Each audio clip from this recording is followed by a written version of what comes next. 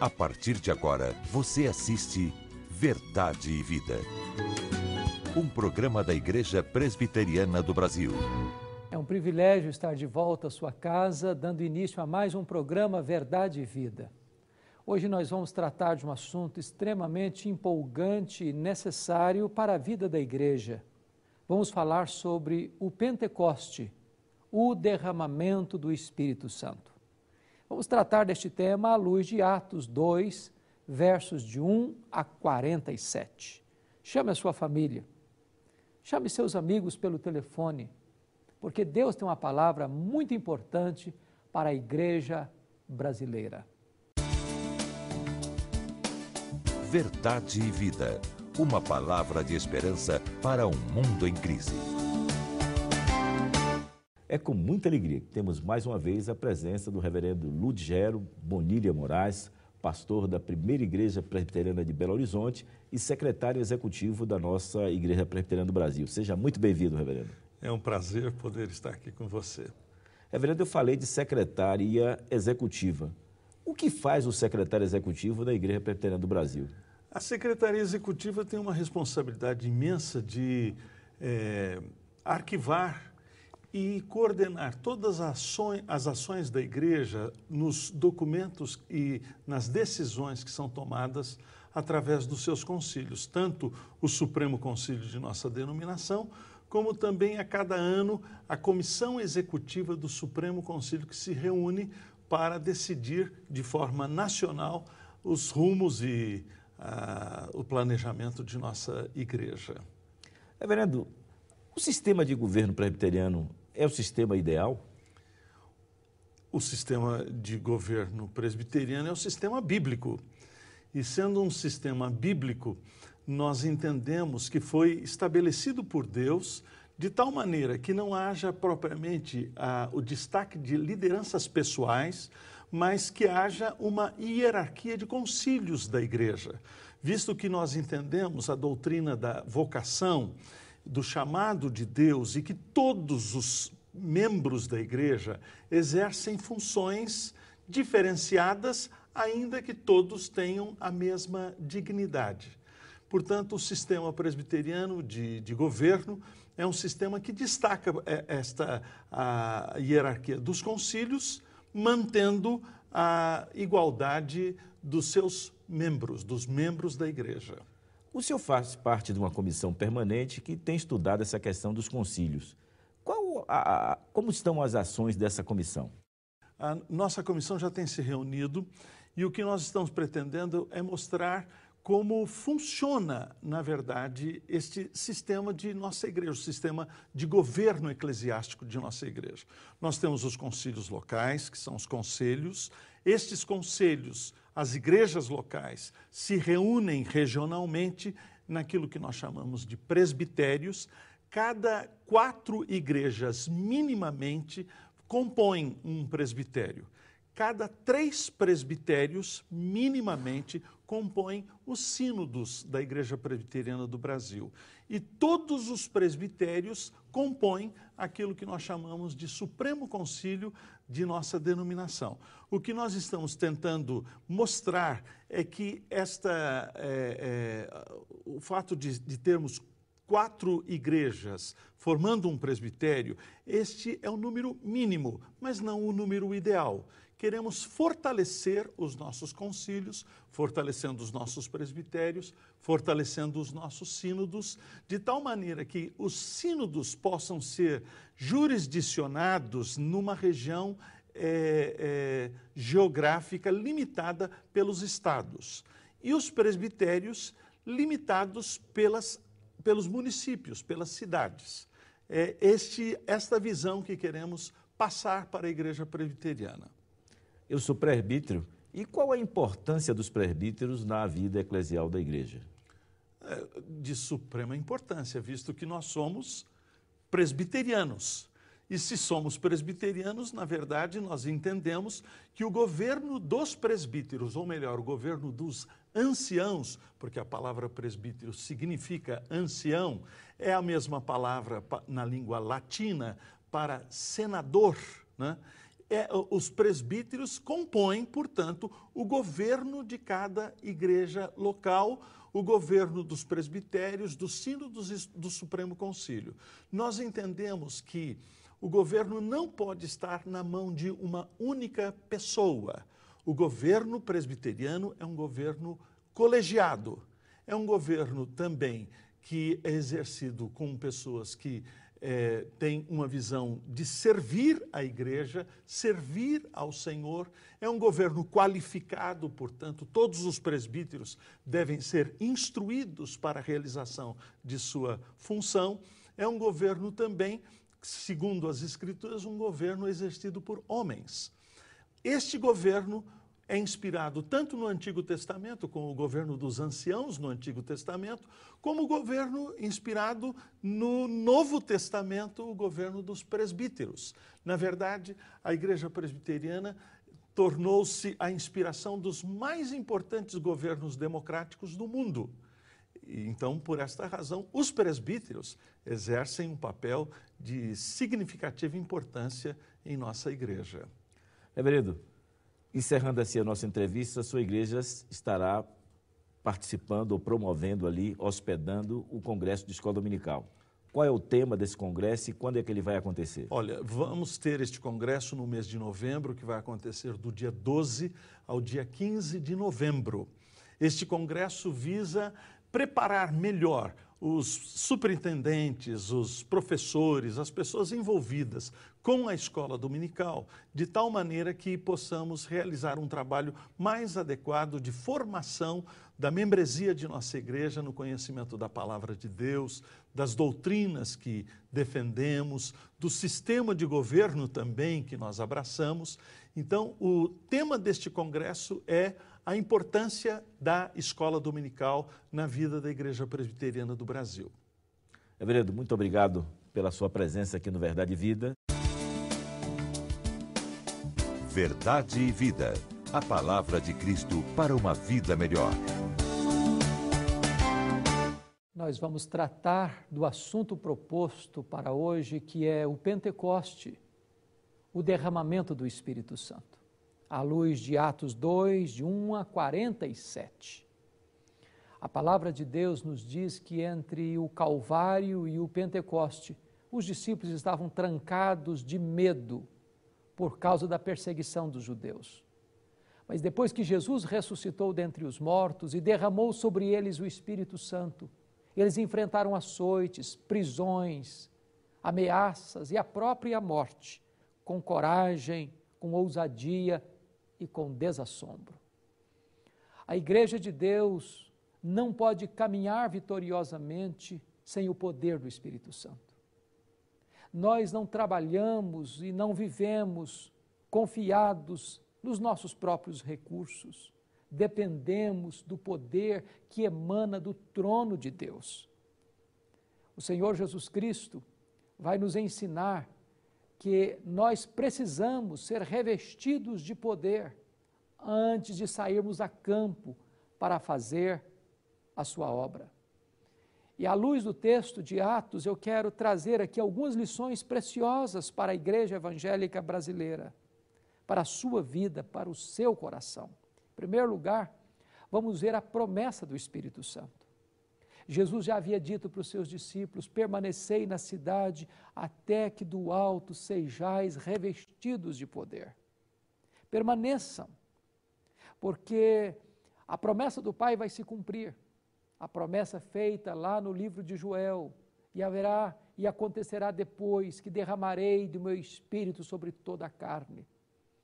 E a palavra de Deus nos informa que Jesus ainda disse, porque João Batista batizou com água, mas vós sereis batizados com o Espírito Santo não muitos dias depois, e recebereis poder ao descer sobre vós o Espírito Santo, e sereis minhas testemunhas, tanto em Jerusalém, como em toda a Judéia e Samaria, e até os confins da terra.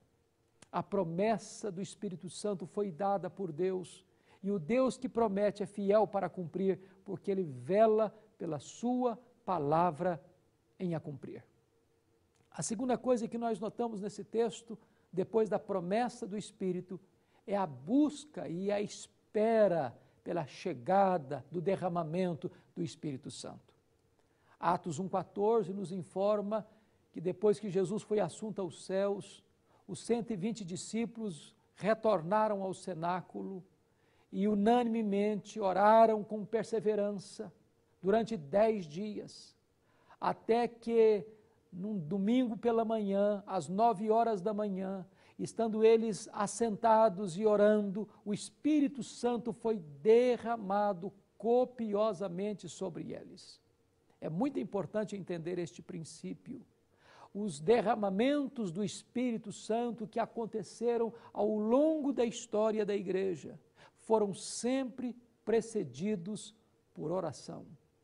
Se nós queremos uma visitação portentosa, extraordinária do Espírito Santo ainda hoje, nós precisamos preparar o caminho do Senhor para que Ele se manifeste. E nós precisamos orar, e nós precisamos buscar a face de Deus, como o sedento anseia por água, como a terra seca anseia pelas torrentes e pelas chuvas, assim nós deveremos também desejar ardentemente a presença manifesta de Deus, o derramamento do Espírito Santo de Deus sobre a nossa vida, sobre a vida da igreja. A terceira verdade que esse texto nos ensina foi o próprio derramamento do Espírito. Primeiro, a promessa. Segundo, a preparação. Terceiro lugar, o próprio derramamento do Espírito, a descida do Espírito, a vinda do Espírito, o batismo com o Espírito Santo. Diz a Bíblia que de repente veio do céu um som como de um vento impetuoso e línguas como de fogo pousou uma sobre cada um daqueles 120 discípulos e eles começaram a falar em outras línguas as grandezas de Deus. E neste momento a multidão se ajunta para ver o que está acontecendo. Uns olham com ceticismo, perguntando o que quer isso dizer. Outros olham com preconceito, dizendo, são galileus. Outros olham com zombaria e dizem, estão embriagados, estão bêbados. Mas neste momento, o apóstolo Pedro se levanta e disse, não, esta é a terceira hora do dia. Em outras palavras, são 9 horas da manhã. Esses homens não estão embriagados, eles não estão cheios de vinho, eles estão cheios do Espírito Santo. O que está acontecendo aqui é o cumprimento da promessa do Pai, aquela profecia dada por Joel, e acontecerá depois que derramarei do meu Espírito sobre toda a carne. Vossos velhos sonharão, vossos jovens terão visões, vossos filhos e vossas filhas profetizarão, até sobre os servos e as servas eu derramarei do meu Espírito naqueles dias. Esta é a hora em que o Espírito Santo vem com grande graça e poder, para permanecer com a igreja, para ficar com a igreja, para trazer direção e poder para a igreja. Nós hoje também precisamos do poder, da unção e do revestimento do Espírito Santo de Deus. Esta promessa é contemporânea, esta promessa é para você, esta promessa é para mim. O apóstolo Pedro disse em Jerusalém, esta promessa não é apenas para vós, é para aqueles que ainda estão longe, para os nossos filhos, para quantos o Senhor nosso Deus chamar. Muitas outras vezes na história da igreja, quando a igreja se humilhou, quando a igreja preparou o caminho do Senhor, quando a igreja buscou a Deus em oração e jejum, quando a igreja colocou como maior prioridade da sua vida esta busca, novos derramamentos do Espírito aconteceram. Portentosos avivamentos espirituais, como aconteceu no século XVIII na Inglaterra, tirando a igreja das cinzas e fazendo dela uma igreja viva e operosa. Como aconteceu nos Estados Unidos no século XIX, 1857, 1859, quando um avivamento varreu a nação e 2 milhões de pessoas foram salvas. Como aconteceu no país de Gales, em 1904, com Evan Roberts, e em 6 meses as igrejas foram despertadas e soerguidas das cinzas e milhares de pessoas foram convertidas, 100 mil pessoas alcançadas pela graça de Deus naquele poderoso avivamento. Avivamento que chega em Xangai, na China, avivamento que chega em 1907 na Coreia, e ainda hoje a Coreia é um dos países onde a igreja evangélica é mais pujante no mundo, por causa desta visitação especial e poderosa do Espírito Santo de Deus. Como aconteceu na missão Quassisabanto na África do Sul em 1966 com Earl Stigen. E eu visitei lá naquela nação, numa fazenda, um templo para 15 mil pessoas, com 3 cultos por dia, e pessoas do mundo inteiro indo ali para ver o que Deus estava fazendo. Deus pode fazer o mesmo hoje, aqui e agora, na sua vida, na sua igreja, na sua cidade, na nossa nação. Porque o Espírito Santo de Deus foi dado à igreja, mas ele muitas vezes volta em operações extraordinárias, em derramamentos profusos, trazendo avivamento e despertamento espiritual para a sua igreja. Mas agora, nós vamos ver, em quarto lugar, a pregação poderosa pelo poder do Espírito Santo. Nesse momento, o apóstolo Pedro se levanta e começa a pregar. É importante destacar que o milagre acontecido não foi suficiente para tocar o coração das pessoas.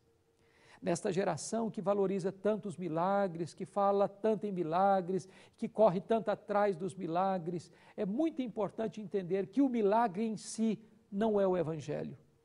O milagre prepara o caminho para o Evangelho. Enquanto as coisas extraordinárias estavam acontecendo, as pessoas estavam cheias de ceticismo, de preconceito e de zombaria. Mas quando Pedro se levantou no poder do Espírito Santo para pregar a palavra de Deus, e o sermão de Pedro foi um sermão cristocêntrico. Ele falou sobre a morte de Cristo, sobre a ressurreição de Cristo, sobre a ascensão de Cristo, sobre o senhorio de Cristo. E ele ainda não tinha terminado a sua pregação, quando o seu auditório, os seus ouvintes foram tomados de profunda convicção de pecado. Seus corações foram picados pela convicção gerada pelo Espírito Santo de Deus.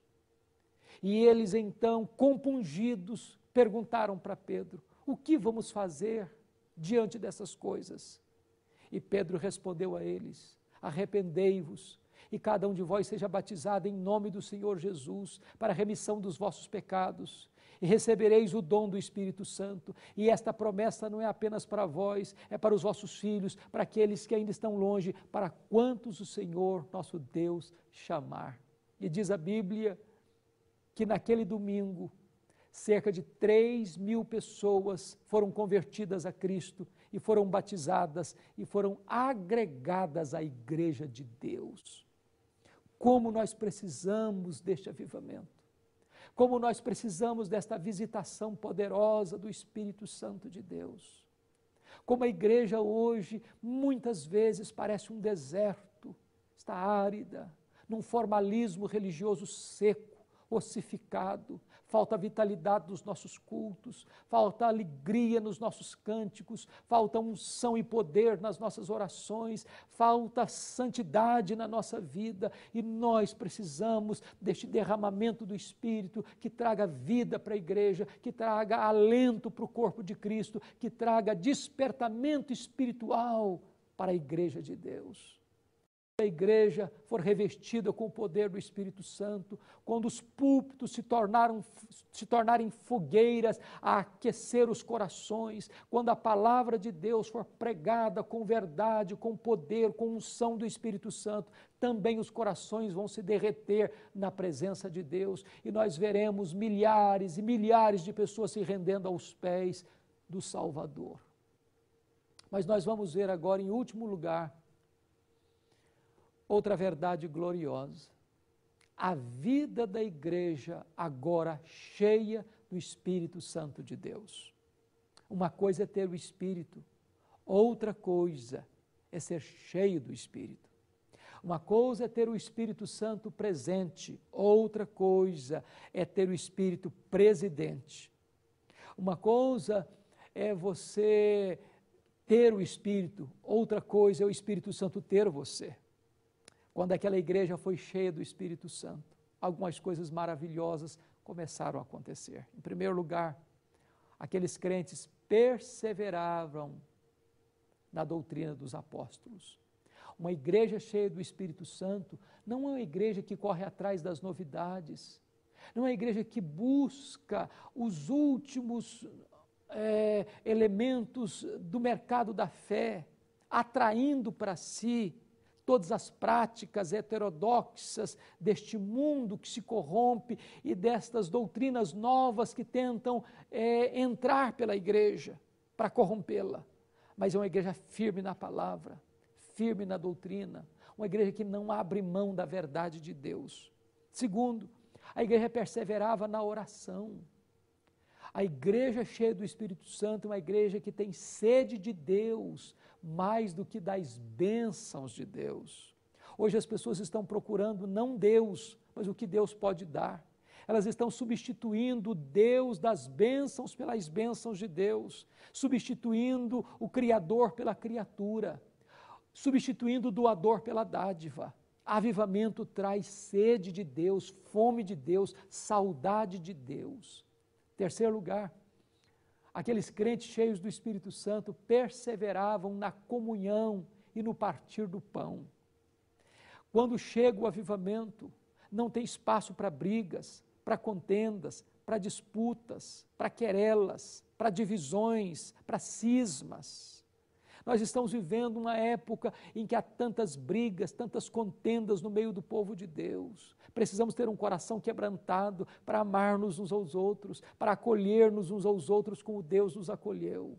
E o resultado disso é que havia temor de Deus, é que os milagres de Deus aconteciam naquela igreja, que aquela igreja contava com a simpatia de todo o povo, que aquela igreja cantava e adorava a Deus com alegria e com entusiasmo. E diz a Bíblia que, em consequência disso, dia a dia, o Senhor acrescentava à igreja os que iam sendo salvos. Vemos resultados tão pequenos hoje. E quando vemos hoje igrejas lotadas, cheias de multidões, não é o evangelho que está sendo pregado tantas vezes, não é a conversão genuína que está acontecendo tantas vezes, não é a proposta de Deus que está sendo oferecida tantas vezes.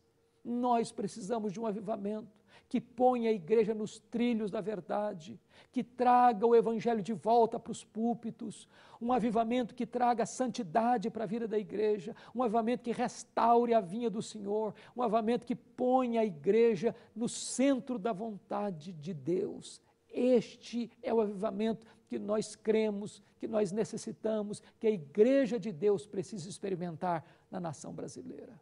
Eu quero orar em seu favor. Quero colocar a sua vida, a vida da sua igreja, no altar de Deus neste momento. Se você anseia por este avivamento, se você deseja ver a igreja de Deus experimentando este derramamento do Espírito Santo, una-se comigo nesta oração. Vamos nos colocar na brecha em favor da nossa nação e vamos orar por um verdadeiro avivamento espiritual para trazer alento e vida para a igreja evangélica brasileira. Ore comigo assim. Deus querido, obrigado pela tua palavra, obrigado pela mensagem da Escritura. Deus, nós precisamos do Espírito Santo, nós dependemos do Espírito Santo. Nós não podemos fazer a tua obra sem o poder do teu Espírito. Aviva-nos, Senhor, restaura-nos, Senhor, derrama sobre nós das tuas torrentes, ó Deus, traz vida nova, vida plena, abundante para a vida da tua igreja, para testemunho do Evangelho, para a salvação dos perdidos, para a edificação da igreja, para a glória do teu nome, em nome de Jesus. Amém. Eu sou o caminho, e a verdade, e a vida. Ninguém vem ao Pai, senão por mim. Na mensagem de hoje, baseada no livro de Atos, capítulo 2, versos de 1 a 47, o reverendo Hernandes falou sobre 5 verdades solenes. A primeira falou sobre a promessa. Os discípulos deveriam ficar em Jerusalém, até serem revestidos com o poder do Espírito. Segunda, a preparação. Os discípulos perseveraram unânimes em oração até que o Espírito Santo foi derramado sobre eles. Terceira, a descida do Espírito. O Espírito veio sobre os discípulos com um som impetuoso, em línguas como de fogo, e todos ficaram cheios do Espírito Santo. Quarto, a pregação no poder do Espírito Santo. Pedro se levantou e disse: ali estava acontecendo o cumprimento das promessas do Pai, e pregou um sermão cristocêntrico, falando sobre a morte, ressurreição, ascensão e senhorio de Cristo. E a quinta, a vida de uma igreja cheia do Espírito Santo. A igreja cheia do Espírito Santo perseverou na doutrina dos apóstolos, nas orações, na comunhão. Enquanto isso, Deus fazia milagres entre eles e acrescentava à igreja dia a dia os que iam sendo salvos. Pentecoste, o derramamento do Espírito Santo. Esse foi o tema da mensagem de hoje, que você pode adquirir tanto em DVD como em CD, para sua edificação, para presentear um familiar, um amigo, através da nossa loja virtual. Acesse o nosso site www.verdadevida.com.br ou adquira também de segunda a sexta no horário comercial, ligando para 0800 119 105. Também pelo nosso site. Você pode assistir o programa de hoje ou qualquer um dos programas que aqui já foram ao ar inteiramente grátis. Acesse o nosso site www.verdadevida.com.br e torne o nosso programa autossustentável. Clique ali em Faça a sua doação. Ali você faz o seu cadastro, imprime o seu boleto e paga em qualquer banco. Ou ainda faz a sua doação para qualquer agência do Banco do Brasil para a conta 7.000, dígito 9, da agência 4442, dígito 3. Mas se você tem conta no Bradesco, você pode fazer para a conta 68.000, dígito 1, da agência 553, dígito 3. Eu quero lhe convidar para estar amanhã, pela manhã, às 9 horas, com toda a sua família e participar do culto matutino e da escola dominical com classes ali para todas as idades. E à noite, do culto vespertino às 18 horas.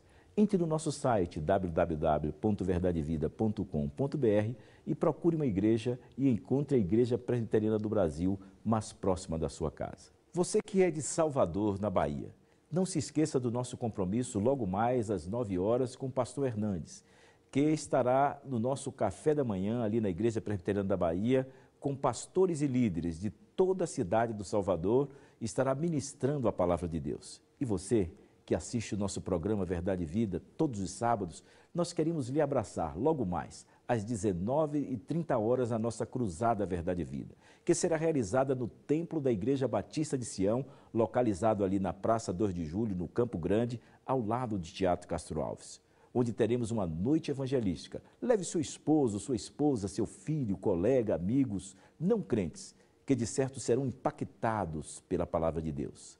A nossa Cruzada Verdade e Vida, em Salvador, será transmitida pelo site www.verdadevida.com.br e pela nossa IPB-TV, www.ipbtv.org.br, pelo canal 2.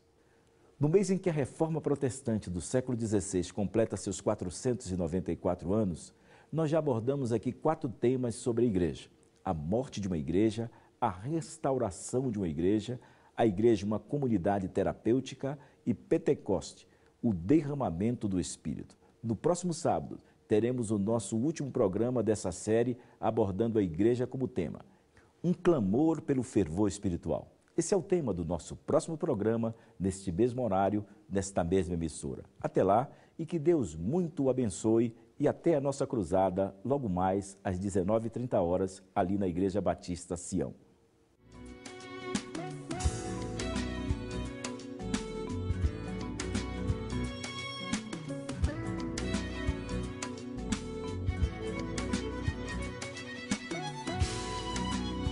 Verdade e Vida. Um programa da Igreja Presbiteriana do Brasil.